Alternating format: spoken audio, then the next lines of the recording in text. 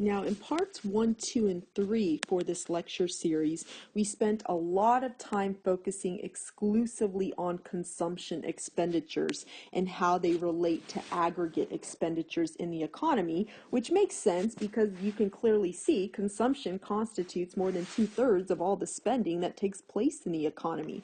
However, it is not the only factor that influences spending in the economy. We also have to look at these other three sectors. In other words, we know that businesses spend money, we know the government spends money, and then we know that we trade with the rest of the world. So foreigners spend money on our goods and services, and at the same time we spend money on their goods and services. So now what I want to do is look at these other three sectors within the economy. In other words, to understand how they impact aggregate expenditures on goods and services. So the first component we're going to talk about is the investment expenditures, which we know is spending by businesses in the United States. Now, we've already defined in previous lectures that the level of investment expenditures that occurs is, or the way that we define, investment expenditures is that it's the spending on capital goods and inventories for businesses. So when we talk about investment, we're not talking about financial investment like buying stocks and bonds. We're simply talking about the money that businesses spend on capital goods in order to produce final goods and services that consumers buy. Investment is very volatile. In other words, it's the most variable component of total spending in the economy.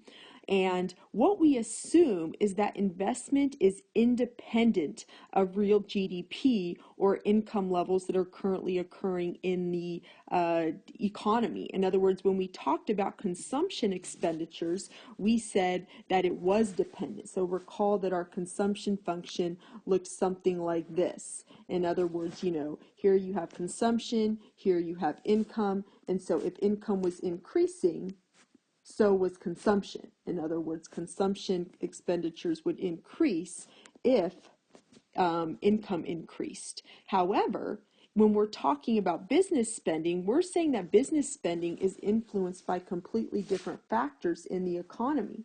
So if I wanted to show the relationship between income or real GDP in the economy and investment, I would say that it's actually autonomous. So in other words, our investment function would look like this, meaning that it is not dependent upon changes in real GDP or income. So here we can have the same thing occurring. In other words, real GDP can be increasing, but notice that investment expenditures stayed the same. In other words, if it was started out at like 100, then it would stay at 100. In other words, it was completely autonomous. So when we graph our investment function, we always graph it as a horizontal line at whatever the level of investment is in the economy, because if it changes, it's changing for reasons that have nothing to do with changes in real GDP.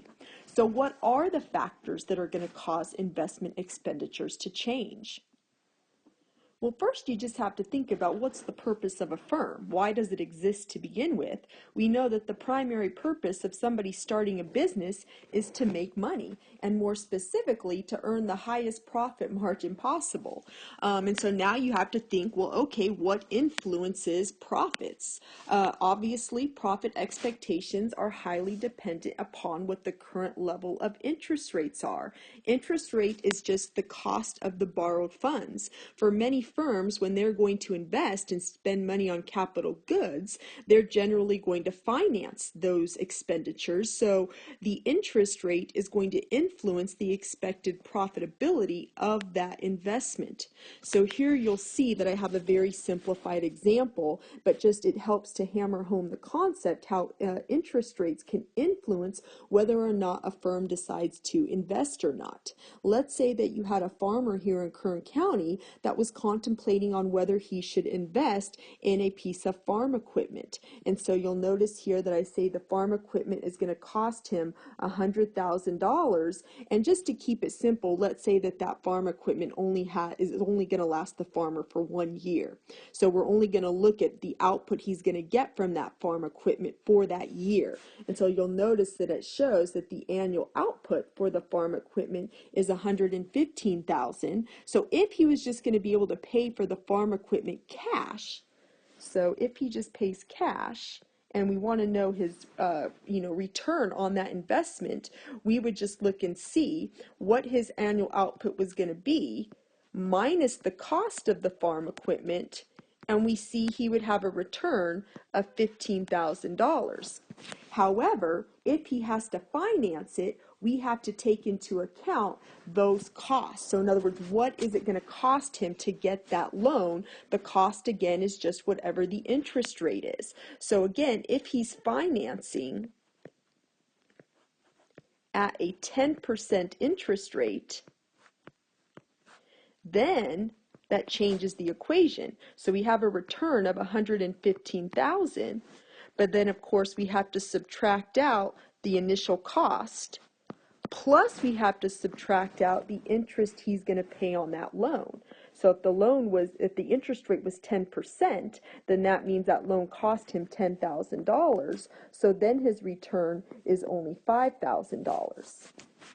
So he's still having a positive return. However, let's compare to see what would happen if the interest rate increased. What if instead of paying a 10% interest rate, he had to pay a 20% interest rate? So now we can see that the annual output he's getting is $115,000 minus the money he has to pay back minus the 20% interest cost, which is now $20,000. He actually would lose money on that investment expenditure. So again, we can clearly see that what the interest rate is going to influence what whether there's going to be increases or decreases in the level of investment in the economy. So we start out with our investment function looking like this, and let's say, for example, that interest rates increase. So that would be like in the previous example where I said the interest rate went from 10% to 20%. Well, if interest rates increase, then that cuts into the profitability of a firm. Therefore, that generally causes investment expenditures to fall. So in other words, we would generally see something like this. In other words, interest rates go up, businesses tend to invest less because it cuts into their profits. However, if I say that interest rates are going to decline, so interest rates decrease, well, now that means that their profit margin should theoretically increase from that investment expenditure. So the opposite should happen. You should have an investment function shifting up like so if interest rates are declining. So again, interest rates are one of the primary determinants of investment expenditures in the economy. As interest rates go down, we tend to see businesses invest more, whereas interest rates go up, we tend to see businesses invest less. And again, the key here is that it's completely autonomous. In other words, investment expenditures are increasing and decreasing, not because real GDP is increasing or decreasing, but because their profit expectations are being altered due to the changes in interest rates. Now, profit expectations can be impacted by factors other than interest rates also. So although interest rates are generally defined as the primary factor that influences profit expectations, it's not the only one. One thing that I would like to note here is change in political power can also influence profit expectations for a firm. In other words, let's say, for example, that we elect a president that tends to be very big business friendly. If we're looking at it along party lines, we know Republicans tend to be more business friendly, whereas Democrats have the reputation for wanting to, tax businesses more, close tax loopholes, things like that. So the idea is that if you are in business and you get a Republican that's voted into office, that may cause your expectations to be more favorable in terms of what you think your profit margins returns are going to be, because you may expect that president to give more tax breaks to businesses, things like that. So that can actually cause investment expenditures to increase. Whereas vice versa, if you get political power that has the reputation for not being very big business friendly, if you have somebody running for president on the platform of, we're going to close corporate tax loopholes, we're going to raise taxes on corporations, things like that, well, that could actually cause investment expenditures to fall, because you don't think your profits will be as great when that person comes into power. So even though that's not something that we normally think about when we're talking about profit expectations for a firm, we know that that has a very real effect on investment expenditures, just, the expectations of political power and their impact on, taxes for businesses. Another thing that we don't want to forget is that interest rates are not the only determinant of investment expenditures. We have other factors also that tend to increase or decrease investment expenditures. So let's say that something like we're talking about something like technological change. In other words, technological change tends to fuel investment. In other words, when you have new technology that's coming out, what that generally does is cause firms to have to increase their investment expenditures to remain competitive. So anytime there's new technology, that's going to cause investment expenditures to increase, like I am showing you right here. So in other words, technological change always increases investment expenditures. Another thing that has an impact on investment expenditures is the cost of capital goods. In other words, the cost of capital goods will influence the profits that the firm can expect to earn from purchasing those capital goods. So let's say, for example, that the cost of capital goods is increasing. So again, you start out with your investment function looking like so. And if the cost of the capital goods are increasing, then that's going to mean that firms are having to pay more for those resources, which cuts into the profitability of that investment. So in other words, you would see investment generally falling if the cost of capital goods is going up. And vice versa, if the cost of the capital goods is declining, then you should see investment expenditures increase. And then the last thing you want to think about is capacity utilization in the economy. Capacity utilization, we talked about all the way going back to chapter 2 when we talked about, think of a firm having like a production possibility curve. So in other words, they only have so many resources that they can utilize to produce goods and services. And once you're already using all of those resources fully and efficiently, then you can't increase production past that. The only way that you'd be able to increase production past that is if you acquired more resources or your resources became more productive. So let's say that more and more firms are reaching capacity utilization. In other words, capacity utilization is high. They're using all of their resources to the fullest. If they want to produce more, that means that they need more resources, or they need to make their resources more productive, which is going to tend to fuel investment expenditures. In other words, they're going to have to spend money to increase their capital, increase the number of resources that they have, invest in more technologically advanced resources. Again, that's going to cause investment expenditures to increase, opposed to if firms are underutilizing resources, in other words, they have lots of excess capacity, then that's not going to happen. You're not going to see an increase in investment expenditures. So just to recap, investment is completely autonomous in terms of real GDP, so that's why our investment function is just a horizontal line at whatever the current level of investment expenditures are in the economy. And so if investment is increasing or decreasing, it's for factors unrelated to changes in real GDP. And we already said that the factors are generally going to be profit expectations, interest rates, capacity utilization, cost of capital goods, and any kind of technological change that's occurring.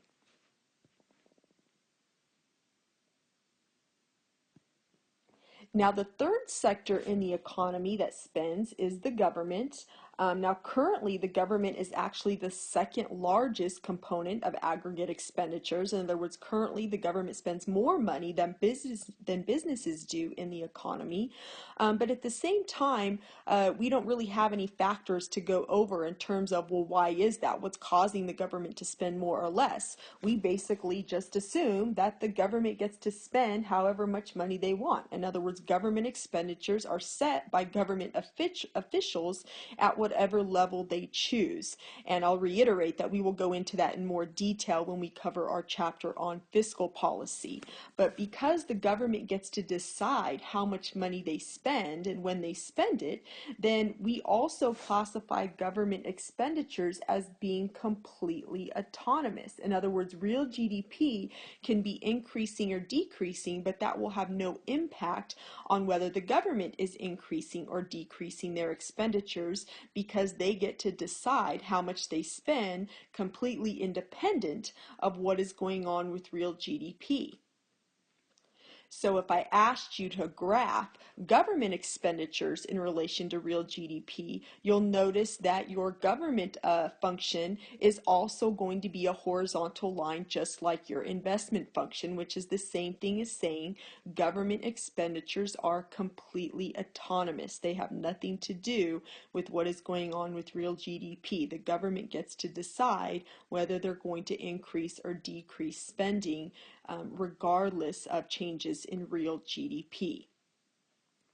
Now, the last sector of the economy that spends on goods and services is, again, the international sector. In other words, we know that people from all over the world buy our goods and services, but then at the same time, we take a lot of our income and use it to buy goods and services that are produced from the rest of the world, which is why we measure our international sector through our net exports. You'll recall that we already figured out that our formula for net exports is simply going to be exports minus imports.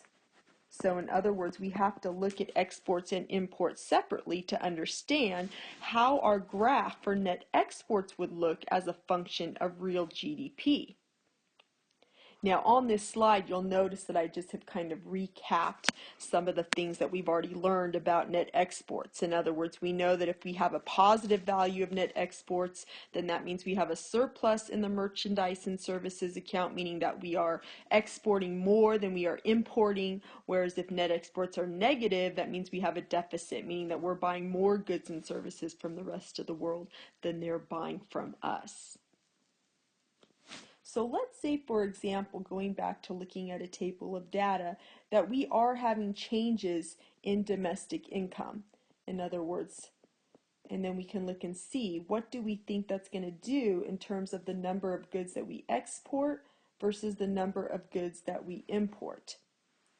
So let's say, for example, that domestic income can change anywhere from $100 to $300. Do you think that that would have any impact on the amount of goods and services that we export? Well, your answer should be no. In other words, the goods that we export, those are being purchased by people from the rest of the world. Therefore, our domestic income, our domestic GDP, has nothing to do with the amount of goods and services that we export. So in other words, exports are completely autonomous. You'll recall that exports are dependent upon things like foreign prices. In other words, what are our prices in relation to foreign prices of goods and services? Foreign income levels. In other words, how much money do our trading partners actually have to purchase our goods and services? Trade policies, is the government getting involved in implementing tariffs and so on and so forth? Again, but what I'm doing here is reinforcing the fact with these, facts, is that exports are completely autonomous. They have nothing to do with our domestic income. If our income is increasing, that doesn't mean exports are going to increase. Exports are going to increase if foreign income is increasing and foreign prices are changing, things like that. So if I was going to graph exports as a function of real GDP, it would be graphed as a horizontal line. In other words, it is not dependent upon real GDP, so it's completely autonomous. So let's say, for example, that exports were 50. You'll notice over here, if I filled in my export column, it would just be 50 all the way down. In other words, it doesn't matter if income is $100, $200, $300 in the United States, that has no impact on exports. The second column I have here is my imports. So now you want to ask yourself, do you think imports are impacted by domestic income? And you should say absolutely yes. In other words, the amount of goods and services we import from the rest of the world absolutely has everything to do with what our domestic income is. In other words, if you make more money, if your domestic income is increasing, then that means you have more money to spend on goods and services, including goods and services from the rest of the world. So in other words, we can see, okay, when domestic income is 100, I might spend $20 on imported goods. If my domestic income increases to $200, I may now spend $40 on imported goods. If my domestic income increases to 300, I may now spend $60 on imported goods. So you see there's a positive relationship between domestic income and the amount of goods and services that we import. And again, we can go ahead and see how that would have a positive slope then for your import function. In other words, again, we clearly see as our income increases, the amount that we import is also increasing, so your investment function would have a positive, or your import function would have a positive slope like so. So the export function would just be autonomous, a horizontal line, whereas the import function would be a positive slope. But generally, when we're looking at net exports, we're not graphing exports and imports. What we want to do is actually graph net exports. So what I've done is duplicated the same information in this table that I had in the table on the previous slide, but I've just added in another column here so that I can calculate what my net exports are. And remember, net exports is simply going to be exports minus imports.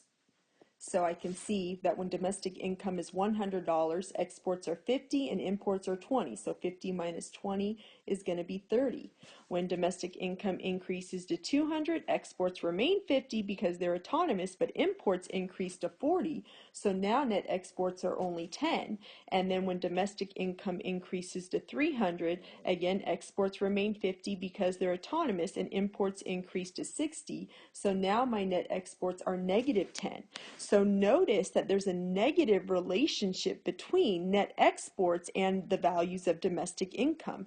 As domestic income increases, the value of our net exports falls, and that is because we continue to import more and more goods while exports generally remain the same because they're completely autonomous. So if we were going to graph our net exports function, it would have a negative slope. So in other words, we can start off with 30, we can start and then have 10, and then of course we'd eventually go negative 10. So again, at levels of 100, we would first graph right here. At levels in domestic incomes of 200, we drop to 10, and then at why isn't my pen working? Okay. And then at domestic income of 300, it actually drops to negative 10 down here. So in other words, you would connect those dots, and you can clearly see that your net exports function, and I'll just bring it all the way up here, your net exports function is the only function that has a negative relationship between its value and domestic income. So it's going to have a negative slope like so. So anytime the value of your net exports is changing when domestic income is changing, you know that it's changing because the imports are changing, because the exports are autonomous. Now, because imports are dependent upon domestic levels of income, we can calculate what's called a marginal propensity to import. In other words, how much do our imports change every time there's a change in domestic income? So again, I can just duplicate that same information we had in the previous two slides to see what our marginal propensity to import is depending on the changes in income. So in other words, I believe I had 100, 200, 300, and then I had imports of 20, 40, 60. And so if I wanted to calculate the marginal propensity to import, I would just see, well, how much do my imports change every single time I have a change in income? So my MPI would simply be where I take the change in the imports. So notice that my imports are changing by increments of 20, going from 20 to 40 and then 40 to 60. So my imports are changing by 20 every time I have a change in income of $100. In other words, my income went from 100 to 200, from 200 to 300. So 20 divided by 100, I'm going to come up with 0.2, meaning that every single time I have a change in income, I'm spending 20% of that change in income on imported goods. That's what the MPI is going to tell you. And so again, because your net exports are changing by the value of your imports, you could calculate the change in your net exports to figure out what the value of your MPI is. So here you see I give you a table where I give you your exports and imports, which is what you use to figure out what the value of your net exports are. But in other words, suppose I didn't give you that information. What if I only gave you the net exports? So you didn't have the value of your imports or your exports. I just automatically gave you the value of your net exports in relation to real GDP. And I said to calculate the MPI, your marginal propensity to import. And so what a lot of students will say is, well, how can I calculate that if you didn't give me the value of my imports? And I remind you that you can just calculate the change in your net exports, because if your net exports are changing, then that's the same thing as saying that your imports are changing. So in other words, we would just plug these changes into our formula to figure out what our change in imports are. So you'll notice here that my net exports are changing by increments of 10 every time. So that would be my numerator, the change in the imports, and my real GDP is changing by 100. So 10 divided by 100, I would come up with 0.1. So in other words, that would be the value of my marginal propensity to import, because I'm just looking at the changes in the net exports that is equivalent to the change in the imports. In other words, if net exports are changing, they're changing because imports are changing, because exports are autonomous. So to wrap up our analysis on net exports, again, if you're going to graph your net exports function of real GDP, it is the only one that's going to have a negative slope. In other words, the consumption function had a positive slope, the investment function and the government function were completely autonomous, so they were just horizontal lines, whereas your net exports function is going to be negative because of the fact that as real GDP increases, as we make more money, we spend more and more money on imported goods. So that's why our net exports function is negative.